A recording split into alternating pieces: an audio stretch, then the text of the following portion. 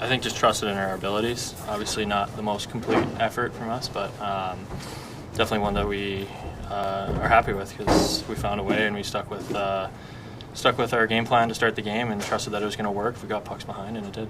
What do you think's allowed you, W. Robertson, to kind of find the chemistry so quickly after you coming back? The three of you guys kind of playing together. I think we're just trusting ourselves to do our jobs, and that the next guy's going to do his, and we're just competing, and that's number one, is competing to get pucks back, and when the puck's on our stick, obviously those guys can make plays and have been showing it. So I think just we've been able to convert on a few now because just to compete. Especially in the first, a lot of shots taken at your end. What impressed you most about Joseph Wool's performance tonight? What it always is, it's just composure. Feels calm, cool back there. We trust him all the time. Technically always very sound, looks like he's square to the shot, and I don't think he's given up a lot to shoot at. So he did great back there, and also he showed his athleticism on a couple saves there, which saved us again. Did you see him? I think it started with a good forecheck, good track back. Robbie was able to pick that one off, made a great pass, and then just tried to send one to the far side before he set his feet. Seems like you've made an impact in every game since you've come back. I know you never want to get hurt, but was there a bit of a reset there? Like, do you feel a bit fresher coming back? At times, yeah, it's a little different. Maybe the mind isn't always as ready to go in the games, but the physical side of it, sometimes you do come back a little stronger, feel a little bit more fresh, coming off injury. Looked like you and Nick had a final see and Mason Richmond kind of like falling as he was trying to get on the stick. Like, I don't know if you saw that. No, I don't know which one was that. Okay, when Mason Richmond was getting up, he was trying to use the stick to get up. Have you ever seen anyone? Yeah, sometimes if you, like, guys use their sticks to get up all the time. I mean, sometimes if you take a shot off it, the stick's cracked and maybe it just gives out on you. Not sure really what happened there, but maybe it was something like that. And allowed you guys to turn things around there in the second. I don't know, we had a good play there from Mitch and Maddie and got that scoring chance, and then Robbie made a great play. I think kind of, scored on our chances. Didn't have too many tonight, but that's good in some of these games. What did you make of Joseph Wool's performance? Yeah, he was standing on his head. He made a couple of huge saves there at the end.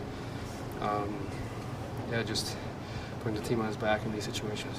It's been a long time since you played with Austin and Mitch for a whole game on the line together. Like, what did you make of that? Yeah, started not so good. Started the second period not so good, but that happens. I mean, I don't think we've ever played a game together fully. Just find each other out there. I thought we had some really good chances as well, but got to tighten up some stuff out there. That Domi, Robertson, McMahon line seems to be clicking. What are you seeing from what they're bringing the last couple games here? Yeah, I mean, they're skating hard, winning battles, making small little plays, getting another forecheck, and I mean, going to the net. They've been great for us.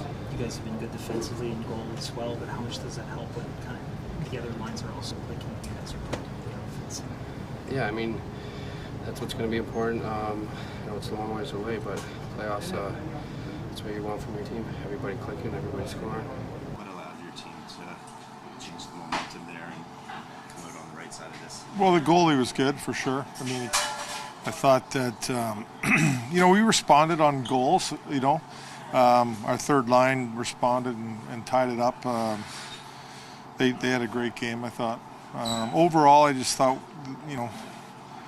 puck play and, decision making at times wasn't great tonight by our team. But, we found a way to win. Our goalie was really good, and, we did what we had to do. How much of a lift does that give when the third line is clicking? Well, that's huge. I mean, that's secondary scoring, and I thought they were really good tonight, worked really hard.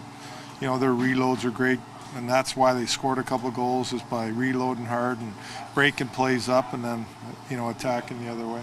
Just how big was it with Wool stop sinks on a clean look and then Nylander right away goes back? Well, it's a big deal, like I said, he was our best player tonight. He was really good. What did you make of the top line full game with those guys? Well, I know they got a goal and some chances and stuff. But just for me, it's, I think they were off tonight a little bit, like a lot of our guys were. They didn't think they had their best game. But we'll see. How much can you attribute that to maybe level of competition or travel, like the combination of things that has been a condensed schedule the last little bit? Yeah, I mean, it could be a number of things. The ice wasn't good, and we couldn't make any clean plays out there. It was like bouncing around, guys were falling down. It's kind of a weird game, to be honest with you. But that's excuses. I'm not going to go there with. We were fine, travel. We had a day before we got here and all that. So that's not what played into it, in my opinion. Your focus is here, but Matt Murray got a shutout Yeah, tonight. that's How great. encouraging is that for you, and how? Well, no, considering it's is it to- yeah, for sure, and we'll look at things, for sure. But that's encouraging. That's great for him and the Marlies, and this guy's got a lot of experience, and he's won. So, like I said, we'll look at everything and make some decisions. Joseph Wall has played great for most of the season. Mhm.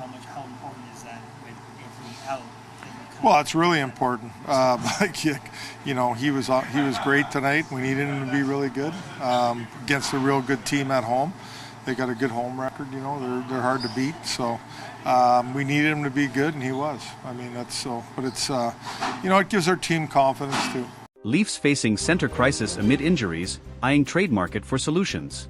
As the Toronto Maple Leafs battle through a growing injury list and a suspension, their lack of depth at the center position has become a glaring issue.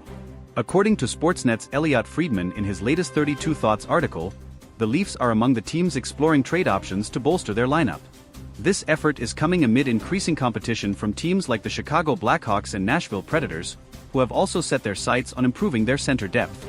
Friedman didn't mince words about the Leafs' predicament.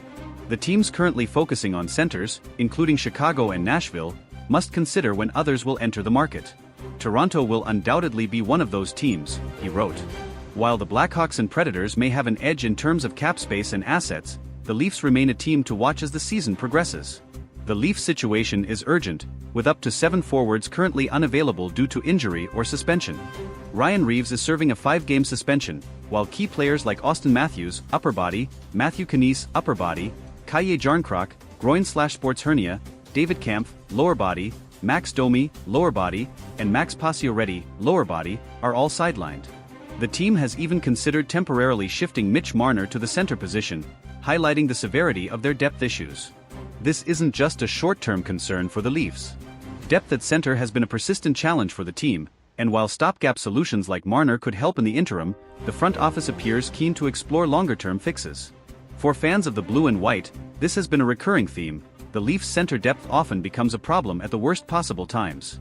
James Myrtle of The Athletic recently added more fuel to the speculation, naming several potential trade targets who could help the Leafs address their issues.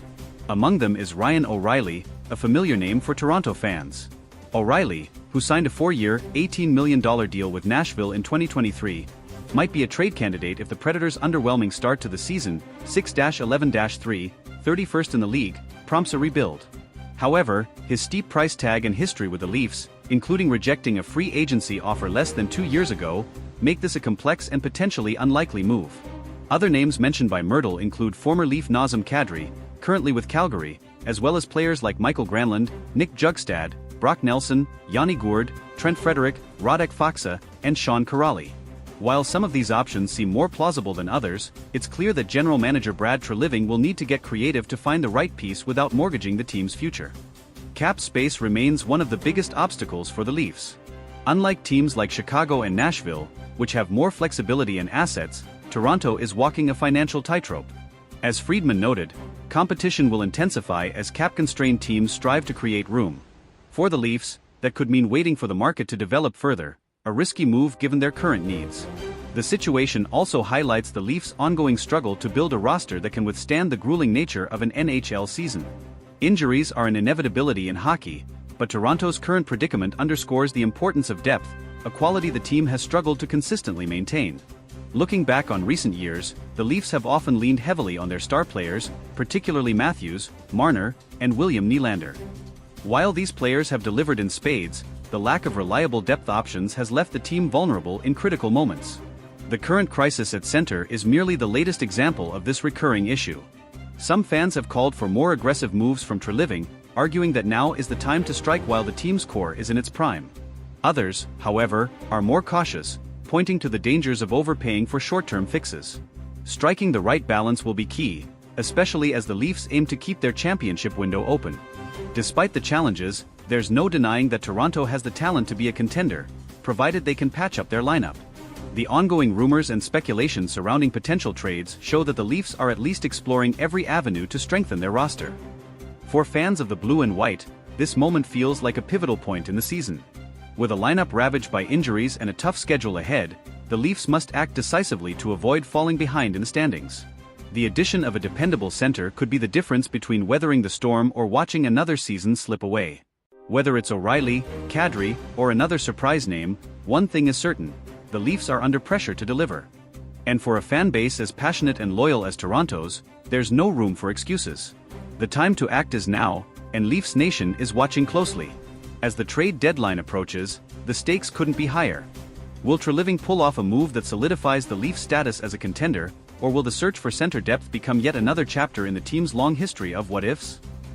Only time will tell, but one thing's for sure: it's never boring in Leafs land. As the Maple Leafs navigate this critical juncture, their fan base remains as vocal as ever. Toronto is a city that breathes hockey, and the pressure on Brad Treliving to make the right moves is immense. Every decision he makes, or doesn't make, will be scrutinized, from talk radio to social media, where Leafs Nation is already debating the merits of the various names being floated as potential trade targets.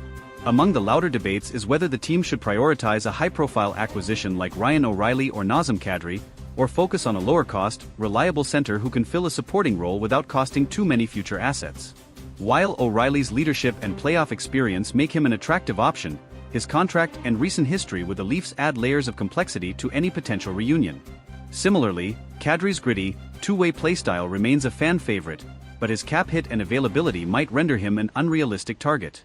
Another factor complicating the Leafs situation is their tight salary cap. While Chicago and Nashville can make moves with relative ease due to their financial flexibility, Toronto must navigate a labyrinth of constraints to make any trade work. This likely means including salary retention or moving existing contracts to make room, which could drive up the cost of any potential deal. The question then becomes, how much are the Leafs willing to sacrifice to address their immediate needs? One potential trade partner generating buzz is the Seattle Kraken. Yanni Gourde, a dependable two-way center, has been mentioned as a possible target. Gourde's versatility and championship pedigree from his time with Tampa Bay make him an appealing option. Seattle, however, is in playoff contention and may not be inclined to part with a key piece unless the Leafs can provide a substantial return. Another intriguing name is Brock Nelson of the New York Islanders. Nelson is a consistent scorer and reliable faceoff-man, qualities that would undoubtedly bolster Toronto's center depth. However, the Islanders are notoriously cautious when it comes to trades, and prying Nelson away would likely require a significant package, including picks or prospects that the Leafs may be hesitant to part with. For all the trade talk, some analysts believe the solution might come from within. Sheldon Keefe has shown a willingness to experiment with his lineup, and players like Pontus Holmberg or Fraser Minton could be given an opportunity to step up. While relying on less experienced players carries risks, it might be the Leafs' only option if the trade market proves too costly or slow to develop. Adding to the Leafs' urgency is the timing. The Atlantic Division remains one of the toughest in the league, with teams like Boston, Florida, and Tampa Bay continuing to dominate. Any prolonged slump could see Toronto slip further down the standings, putting their playoff hopes in jeopardy. For a team with Stanley Cup aspirations, failing to address their weaknesses could have catastrophic consequences. Brad Treliving's history as a general manager suggests he's not afraid to make bold moves. His time with the Calgary Flames was marked by blockbuster trades, including the acquisition of Jonathan Huberdeau and Mackenzie Weegar in the Matthew Tkachuk deal. Leafs fans hope he brings that same decisiveness to Toronto, especially as the trade deadline looms. Beyond the immediate need for a center, this situation underscores a broader issue with the Leafs roster construction. Depth has been a perennial concern, and while Toronto boasts some of the league's top-end talent, their reliance on a handful of stars has left them vulnerable in moments like this. Moving forward, addressing this imbalance must be a priority for the front office if the team is to achieve sustained success. As the Leafs head into a critical stretch of the season, the next few weeks could define their trajectory.